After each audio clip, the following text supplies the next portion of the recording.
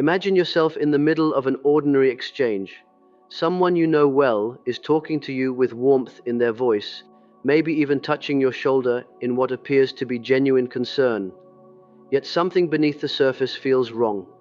Your instincts are firing warning signals while your conscious mind struggles to understand why. Then suddenly, clarity breaks through. You have just been psychologically manipulated, and the trap closed without you even noticing it was there. What I discovered through my life's work studying the human mind is that these moments are never accidents. They follow precise patterns, what I have called archetypal shadows, ancient psychological mechanisms that skilled manipulators deploy to enter your mental space and reshape your reality according to their needs. Listen carefully to what I am about to share, because this knowledge could save you from years of confusion and emotional suffering. I once wrote that everything irritating about others reveals something about ourselves, but here is what I rarely discussed openly. Manipulators exploit this very insight against you. They transform your capacity for self-reflection into a tool that works against your own interests. In these next few minutes, I will show you 5 specific questions that I identified as the most powerful instruments of psychological control. Beyond simply revealing them, I will teach you precise methods to recognize and completely neutralize their effect. By understanding what I call conscious realization, you will gain the power to detect any psychological manipulation before it takes hold. But I need to prepare you for something. Once these patterns become visible to you, they remain visible forever. You will begin recognizing them in daily interactions with people around you, family members, work colleagues, even close friends. Your awareness will reveal when someone attempts to slip past your natural defenses. Many find this awakening unsettling at first. So let me ask you directly, are you ready to see what's really happening? Let's begin. Question 1. Why are you being so sensitive? Let me ask you something that might sting a little. How many times have you pointed out something that felt wrong, only to be told you're overreacting? If a specific moment just flashed in your mind, you've already experienced what I termed psychological invalidation. And here's what most people never realize. The manipulator isn't attacking your argument. They're attacking your right to have feelings about it at all. I wrote that sensitivity isn't weakness. It's your unconscious mind detecting danger, your gut feelings, your intuition, that uncomfortable sensation when something feels off. These are your psychological defense systems activating, and manipulators know this. They know that sensitive people are often the most perceptive. You can sense lies, you notice the small details that others miss, you feel tension before it becomes obvious. So instead of hiding their intentions better, manipulators learn to turn your greatest gift into your biggest insecurity. Think about it. The employee who questions unethical practices gets labeled as difficult until the scandal breaks. The partner who senses behavioral changes gets dismissed as paranoid until the truth comes out. I call this the persecution of the perceptive. When someone attacks your sensitivity, what they're really saying is this: stop using your radar because it's detecting things I don't want exposed. But here's where it gets interesting. There's a way to completely disarm this manipulation. The next time someone asks, "Why are you being so sensitive?" Don't defend yourself. Don't explain. Don't apologize. Look them directly in the eyes and calmly say, "I'm not being sensitive. I'm being perceptive." Does that make you uncomfortable? Watch what happens next. I predict that manipulators will do one of 3 things. They'll become angry, revealing their true intentions. They'll deflect to another topic, confirming your suspicion. Or they'll suddenly become overly nice, desperately trying to regain control. But this is just the beginning. The next question cuts even deeper. Question 2. Do you trust me? Stop and listen closely, because this changes everything. I discovered that genuine trust lives in the unconscious mind. It's felt, not spoken, but demanded trust, that lives in the ego. And here's the critical insight. People who demand trust are usually the least trustworthy. I said that the meeting of 2 people is like a chemical reaction. If there's connection, both are transformed. But manipulators don't want transformation. They want domination. When someone says, "You trust me, right?" They're not building intimacy, they're issuing what I called a psychological ultimatum disguised as connection. Here's what's truly happening in your mind when you hear this question. Your conscious self wants to be a good person who trusts others, but your unconscious mind is screaming warnings. I called this the loyalty conflict complex, and this internal war is exactly what the manipulator is counting on. They want you paralyzed between your desire to be trusting and your intuition telling you to run. I discovered something profound. Trustworthy people never need to ask for trust because they demonstrate it through consistent actions. Their words, behaviors, and energy all align. But manipulators learned to hack this system. The business partner who won't show you the records but leans in saying, "You trust me, right?" The romantic partner who hides their phone but gets offended, demanding, "Don't you trust me?" I call this trust as a weapon. This question is designed to shut down your analytical mind and activate your guilt. It's not about building trust, it's about bypassing your defenses entirely. So here's the response that exposes them instantly. When someone asks, "You trust me, right?" Pause, breathe, and say this: "Trust is earned through consistency, not through questions. Are you asking me to ignore my intuition?" I found that a trustworthy person will respect this boundary and continue proving themselves through actions.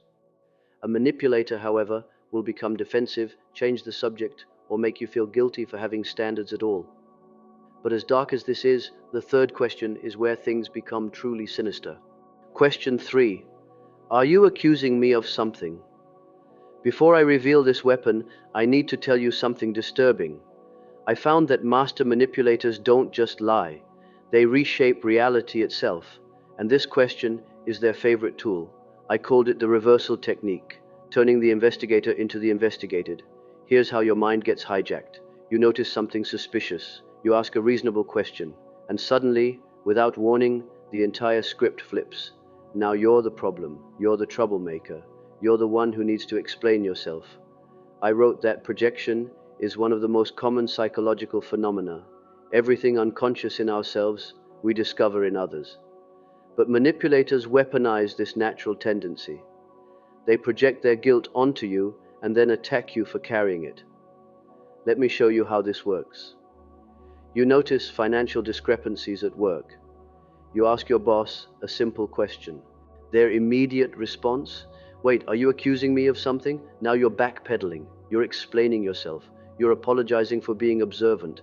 I called this the guilt transfer complex. Instead of them explaining suspicious behavior, you're now explaining your right to notice it in the first place. But here's what I discovered that changes the game entirely. The power doesn't lie in the question, it lies in the silence that follows. Manipulators expect immediate panic, desperate explanations, rushed apologies. They never expect composed confidence. So here's the counterattack. When someone snaps, "Are you accusing me of something?" Don't rush to fill the silence. Hold eye contact. Wait 2-3 seconds, then calmly respond with just 3 words: "Should I be?" Those 3 words contain what I called conscious power, because innocent people don't fear questions. Only guilty people do. Your composed response forces them to confront their own shadow instead of hiding behind yours. But we're not finished.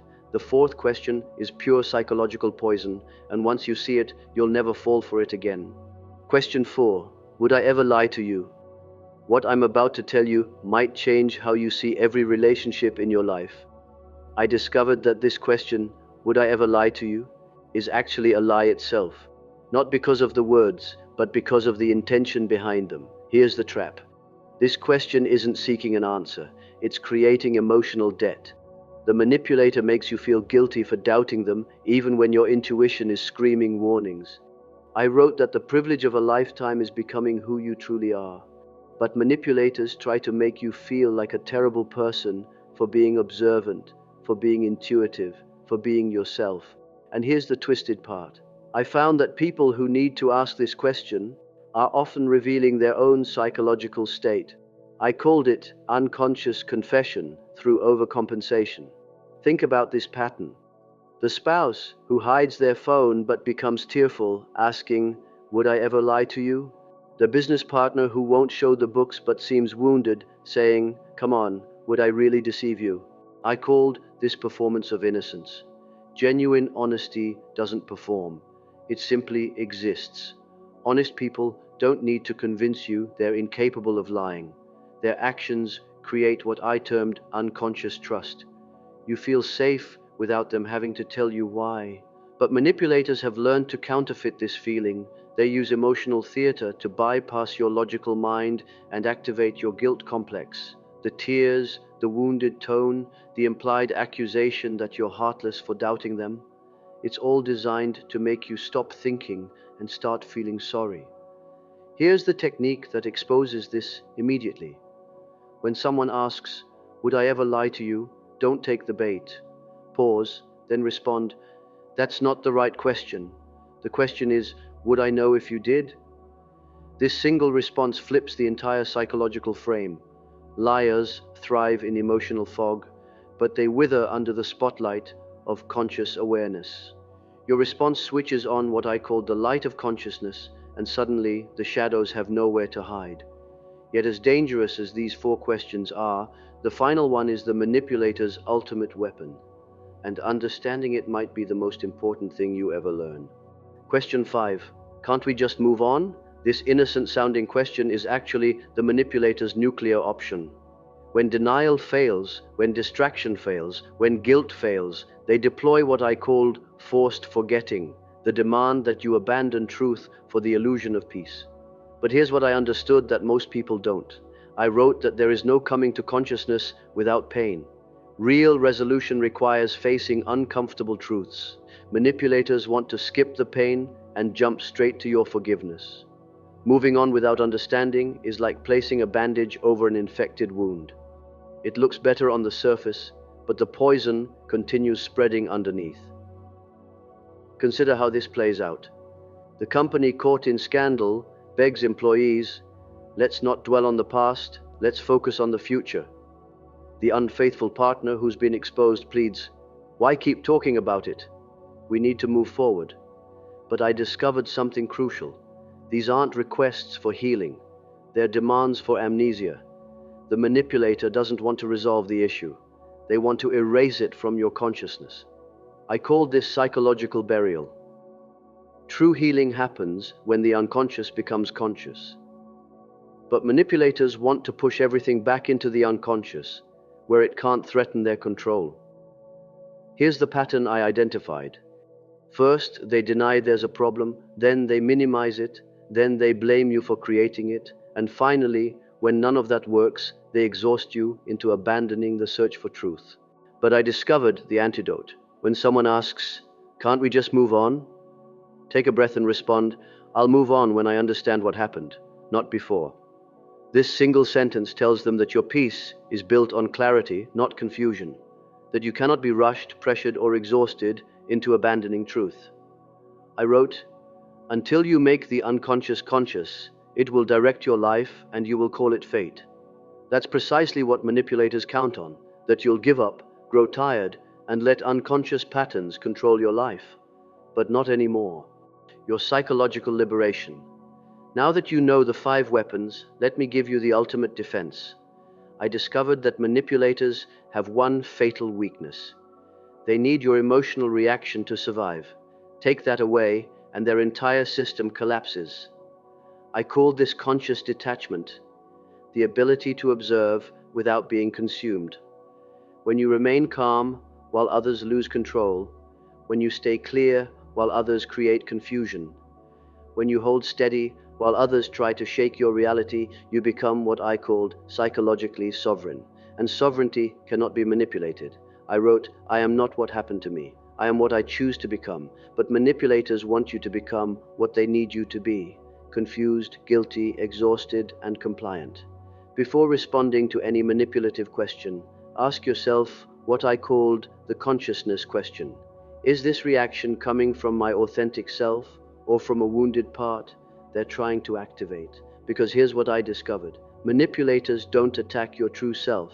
They attack the psychological wounds, the insecure parts, the complexes. They trigger your not good enough complex, your guilt complex, your need to be liked complex. But when you operate from what I call the centered self, you become untouchable. Here's my ultimate technique. When facing any manipulative question, take the conscious pause, breathe, feel your feet on the ground, connect with your authentic self, then respond not from your wounds, but from your center. This is what I meant when I wrote, "Who looks outside dreams, who looks inside awakens." The manipulator wants to keep you dreaming, lost in their projected reality. But consciousness is the great awakener, and once you're awake, you can never be controlled again.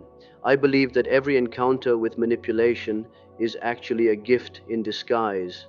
I called it shadow work, becoming stronger through understanding darkness.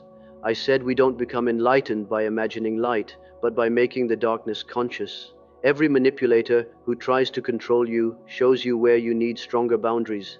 Every lie helps you develop better truth detection. Every game they play teaches you to recognize the next one faster. And once you develop this ability, you become dangerous to manipulators everywhere, not because you fight them, but because you see them. And I discovered that being truly seen is the manipulator's greatest fear. Because manipulators are shadow dwellers, they operate in psychological darkness. When you shine the light of consciousness on their tactics, they lose all power. You now possess what I called the seeing eyes. You can recognize the 5 questions: the sensitivity attack, the trust demand, the accusation reversal, the innocence performance, and the forced forgetting. But more importantly, you understand the psychology behind each one. I wrote that the most terrifying thing is to accept oneself completely. But I'll tell you what's even more terrifying to a manipulator, someone who has accepted themselves completely. Because when you're not at war with yourself, no one else can recruit you to fight against yourself. When you're not ashamed of your sensitivity, they can't weaponize it. When you're not desperate for approval, they can't withhold it for control. When you're not afraid of conflict, they can't threaten you with abandonment. This is what I called individuation, becoming so psychologically integrated that external manipulation becomes impossible. You're no longer a collection of reactive wounds they can push and pull. You're a conscious individual who responds from choice, not compulsion. And choice is the enemy of manipulation. Here's your practice. For the next week, every time someone tries to manipulate you with emotion, ask yourself my question. What wounded part in me is this person trying to activate? Then instead of reacting from that wound, pause and respond from your conscious center. Watch how quickly manipulative people either change their behavior around you or simply disappear from your life. Because I discovered something beautiful. When you refuse to play manipulative games, you give everyone around you permission to be authentic too. Your consciousness doesn't just free you, it creates space for genuine connection with others. You are no longer anyone's psychological victim. You are awake, you are conscious, you are free, and in a world full of shadows, the awakened are the light bringers. My final wisdom is this: your task is not to seek for love, but to find all the barriers within yourself that you've built against it.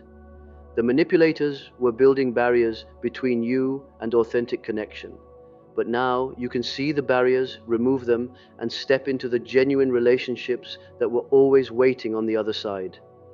Choose consciousness. Choose clarity. Choose freedom. Walk as I intended, awake, aware, and unshakably yourself. The shadow's greatest fear is your light. Turn it on. Keep it on. Never let anyone convince you to dim it. If you found value in my insights, consider subscribing. This channel is dedicated to uncovering psychological truths that can transform your life, and there's so much more to explore together.